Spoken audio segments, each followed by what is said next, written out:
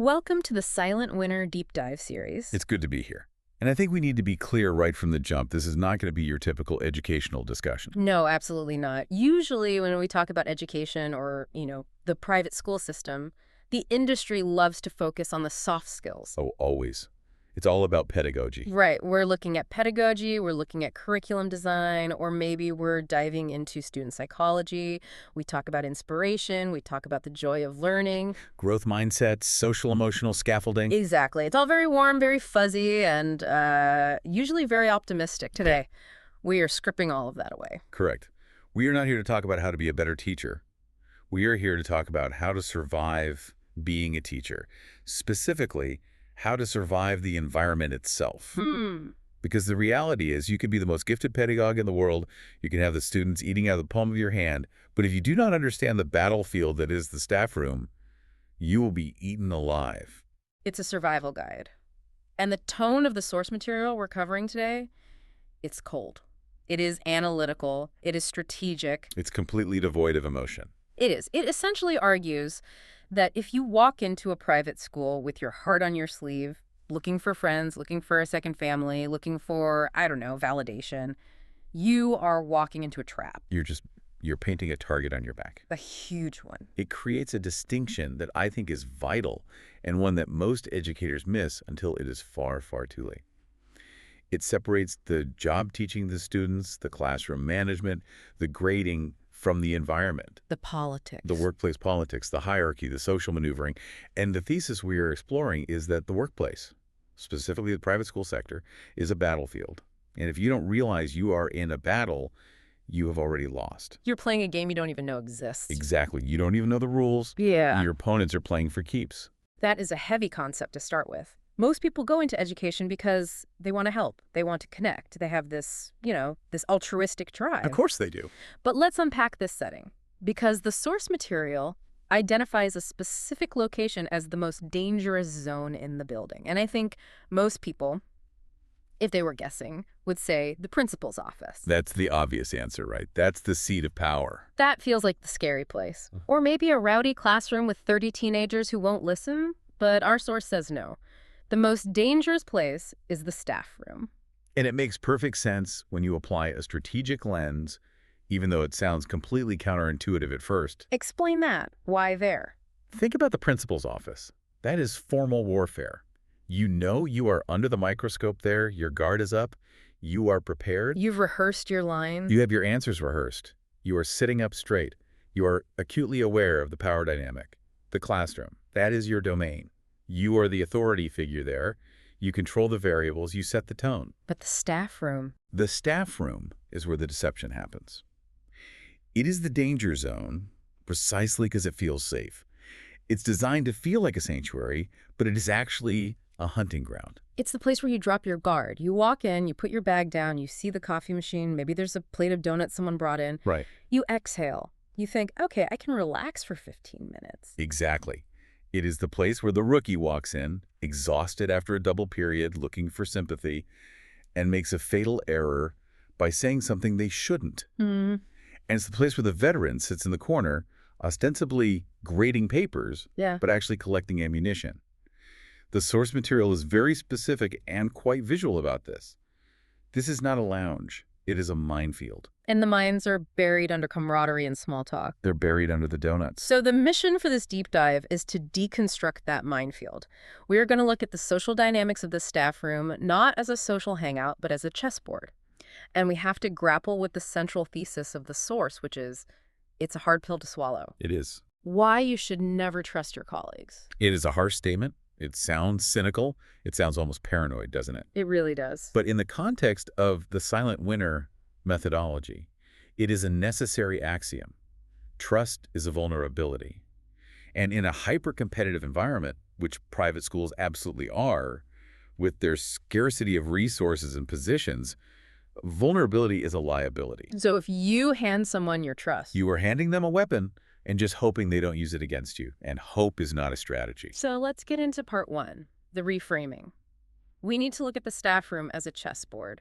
And to do that, we have to dismantle what the source calls the corporate myth. Ah, yes. The big one. I think everyone who has ever worked in a school or really any large organization has heard this. The phrase, "We are all a family here." That phrase is one of the most dangerous psychological weapons in the management's arsenal. It is ubiquitous and it is insidious. Whoa, a weapon. That sounds extreme. Usually it's meant to be welcoming. It's on the onboarding slides. Of course. Welcome to the family. The principal says it at the first assembly. We take care of each other here. It is designed to be disarming. That is the point. If I tell you we are a family, I am implicitly asking you to lower your professional boundaries. Okay. Think about what biological families do. Families share secrets. Families forgive indiscretions. Families sacrifice for one another without expecting payment. Right, it's unconditional. Families run on emotional currency, not transactional currency. But a private school is a business. It is not a family. When you accept the family myth, you stop thinking like an employee in a competitive market and start acting like a sibling. And siblings fight, but siblings also let their guard down. So it's a lie designed to lower defenses. It's a way to get you to act against your own economic interests. It is a mechanism of control, absolutely. If you believe you are family, you will work unpaid overtime because we're all in this together and you don't want to let the family down. Oh, that's a good point. If you believe you are family, you will share personal details that can be used against you later. You'll confess your struggles because you think you're venting to a caring relative, not reporting to a corporate entity that is documenting everything. Wow. The source is adamant. A school is a chessboard.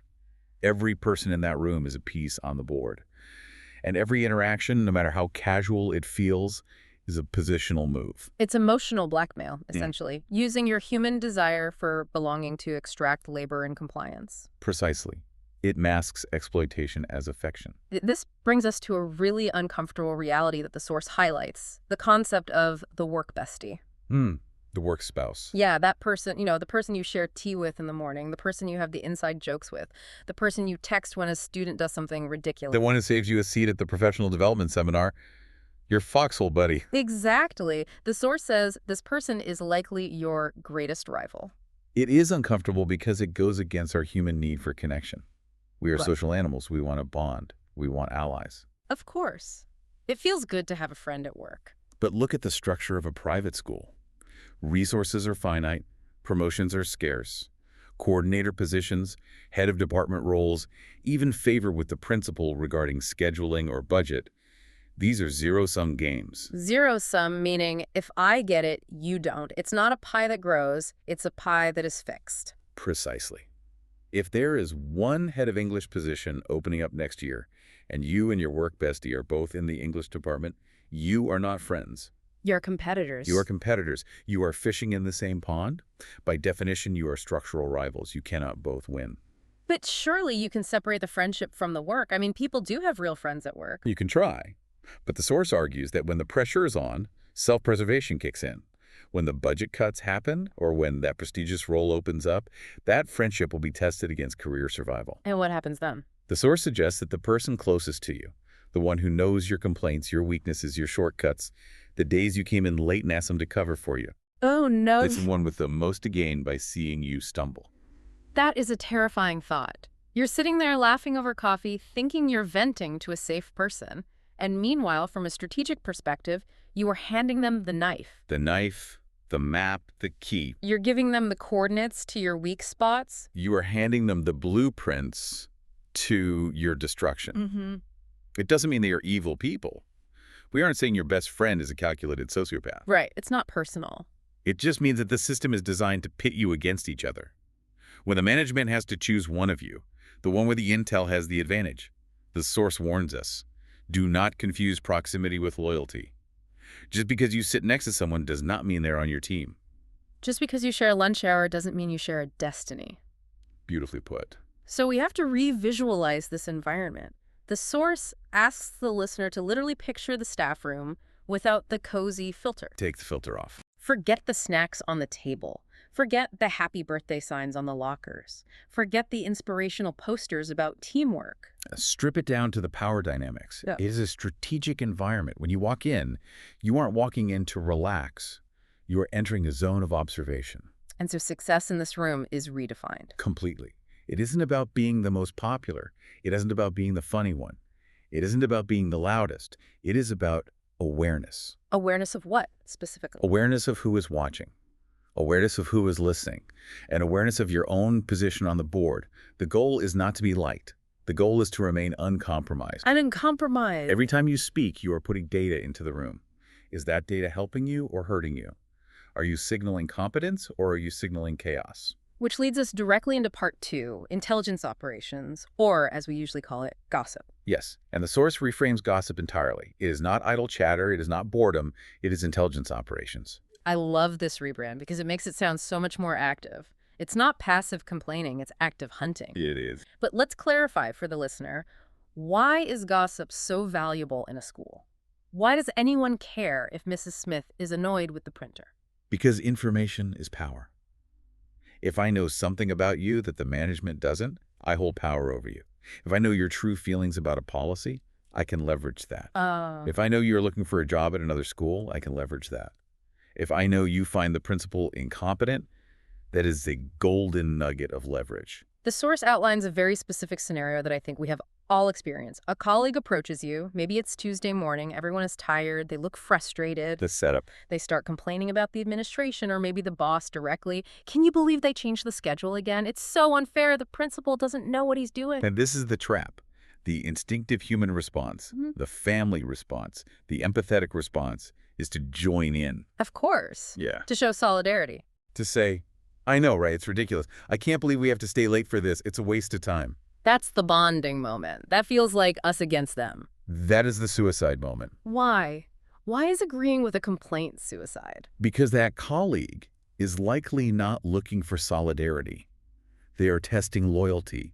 They are gathering intel. A loyalty test. Or, even if they are genuinely complaining, you have now gone on record against management. You have created a liability.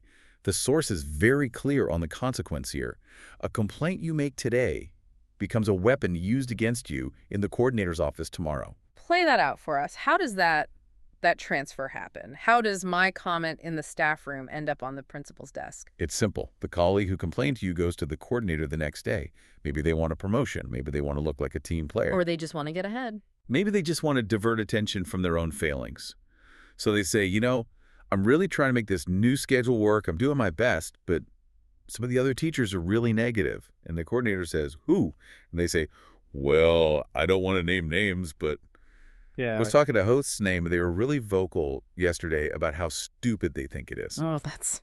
I'm just worried about the morale of the team. I tried to calm them down, but they were pretty aggressive about it. Wow. That is diabolical. So they threw the bait, I took it, and they used the fish they caught to buy favor with the boss. And look at the result. They come out looking loyal and concerned for the school's culture. They look like a leader. You come out looking like a problem, Like dead weight. like a toxic element. Yeah. That is why gossip is an intelligence operation. They are probing your defenses to see what you will reveal. They are checking to see if you are foolish enough to speak treason in the open. So what is the counter move? Because if you just stand there and stare at them silently, that's weird. That creates social friction. You can't just be a robot. You can't. So the source gives us a specific 3-step defense. This is a tactical response to an emotional probe. It allows you to survive the interaction without exposing yourself and without seeming antisocial. Step 1, listen intently. Okay. You must give the appearance of engagement.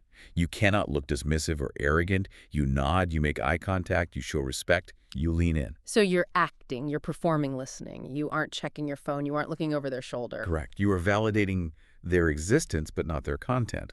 Step 2, smile politely. The mask. This maintains the mask. It signals warmth without signaling agreement. It is a neutral, non-threatening facial posture. It is the smile of a politician. It says, I hear you, not I agree with you. Got it. And step 3, this is a critical step. Comment on nothing. Comment on nothing. That sounds hard. We are wired to fill the silence. It is incredibly hard, but it is essential.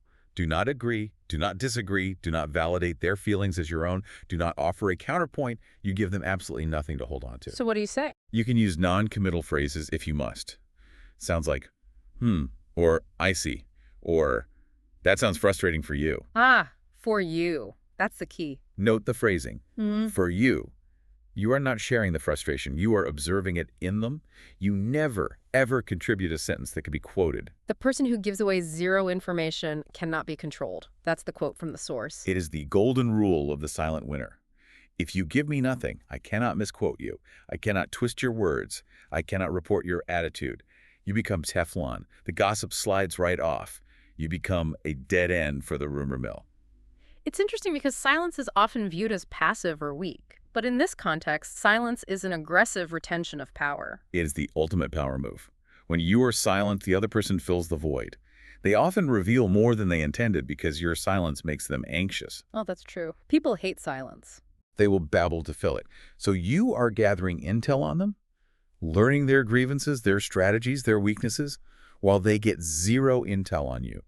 You leave that conversation knowing their position, and they leave knowing nothing about yours. You have won the exchange. I want to move to part 3 because this next trap is even more subtle. Gossip is somewhat obvious. We know we shouldn't talk bad about the boss, even if we slip up. Right, there's a general understanding there. But this next one feels good. It feels like kindness. The source calls it the generosity ploy. This is workload warfare. And it is highly effective because it targets the ego. It targets your vanity and your desire to be seen as competent. The setup goes like this. A colleague comes up to you. Maybe they're holding a stack of papers, looking stressed, hair a mess. The performance of stress. And they say, oh my gosh, you are just so great at making these PowerPoints. They look so professional, like a designer did them. Or, your way of preparing the exams is so much better than mine. I'm such a mess with formatting. I just don't have your eye for detail. And it feels like a compliment. Yeah. It hits the dopamine center. Your ego swells up. You think, yes, I'm good at this. I am recognized for my skill.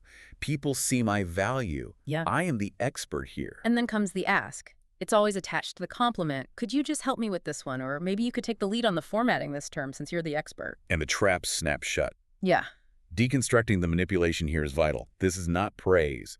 This is a strategic resource transfer. Resource transfer, meaning work. They are shifting labor from their balance sheet to yours. They are identifying a task they do not want to do and finding a way to make you feel good about doing it for them. They are dumping their work on you, but wrapping it in a bow so you say thank you while accepting it. Correct. It is competence punishment. You are being punished with more work because you're good at it. And we need to look at the economic calculation provided by the source. This is where we have to be cooled and mathematical. Okay. When you accept this compliment and take on the work, what do you get? Do you get a salary increase? No. Do you get a promotion? No. Do you get extra time off? Definitely not. You get nothing. Maybe a thanks. Maybe a cheap coffee. Actually, you get less than nothing. You lose your own time. You lose your own energy. The source puts it brilliantly. You are literally financing someone else's coffee break with your time. Wow. Put like that. While you are doing their formatting, because you were flattered, they are sitting in the staff room, the very room we were discussing, relaxing.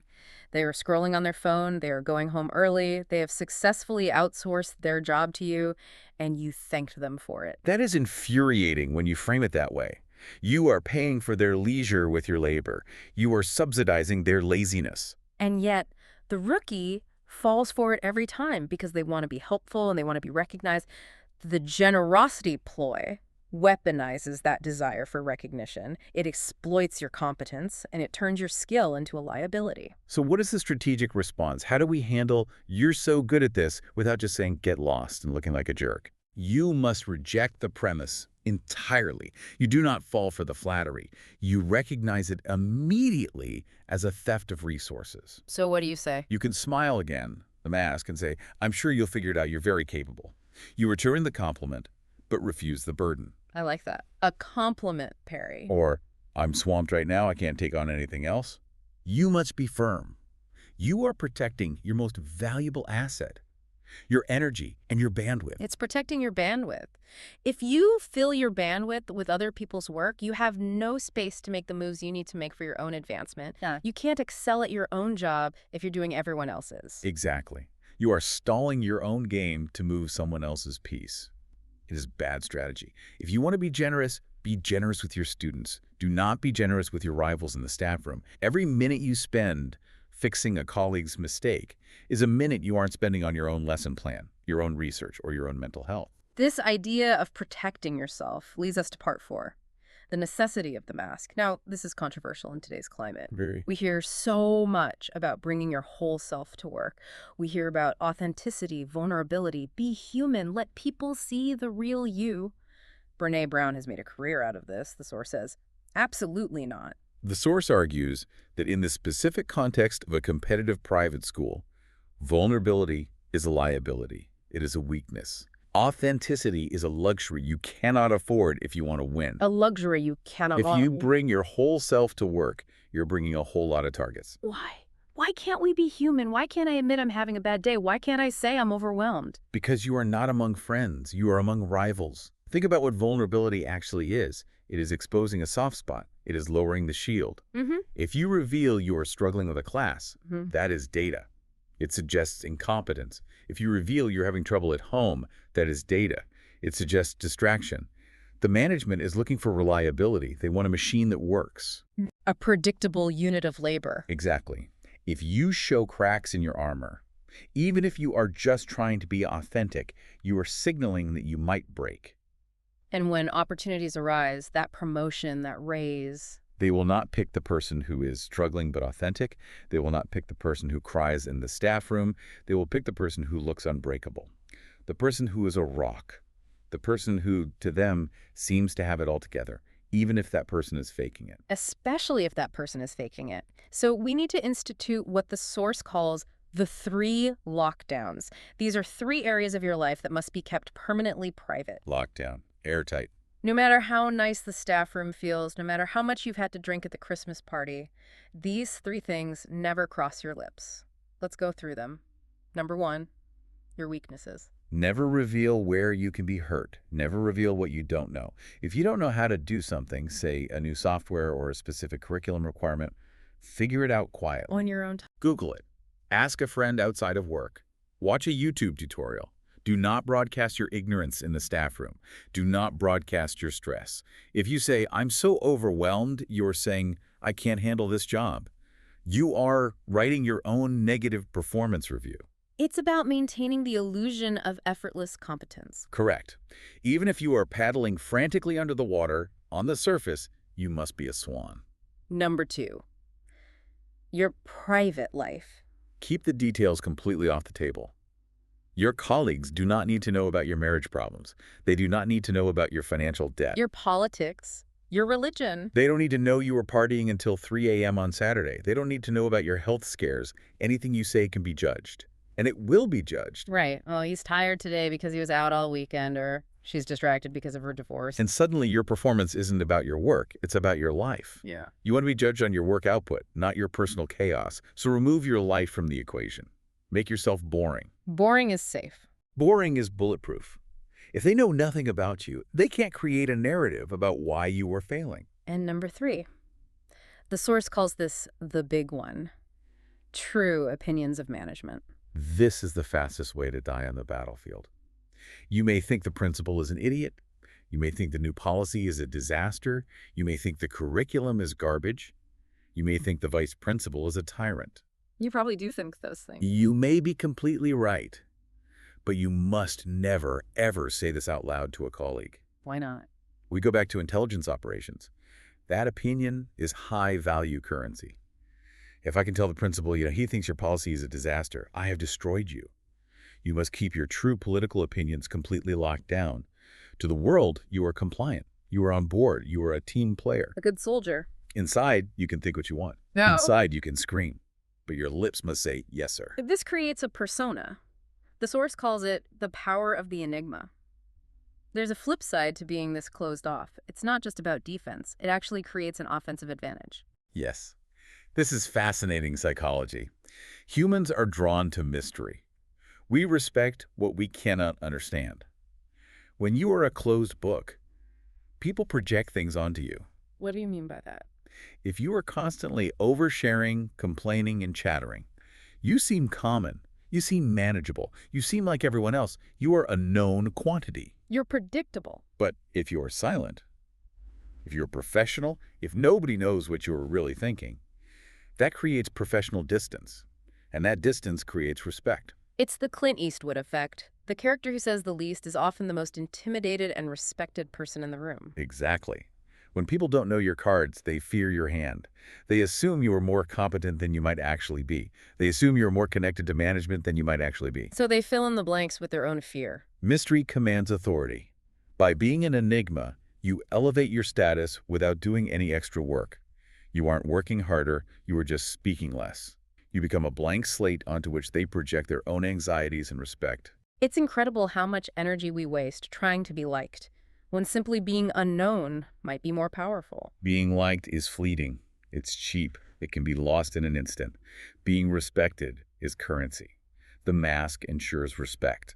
The mask protects the asset. So we arrive at part 5, the final move. This is about strategic silence. We've talked about the traps, we've talked about the defense mechanisms.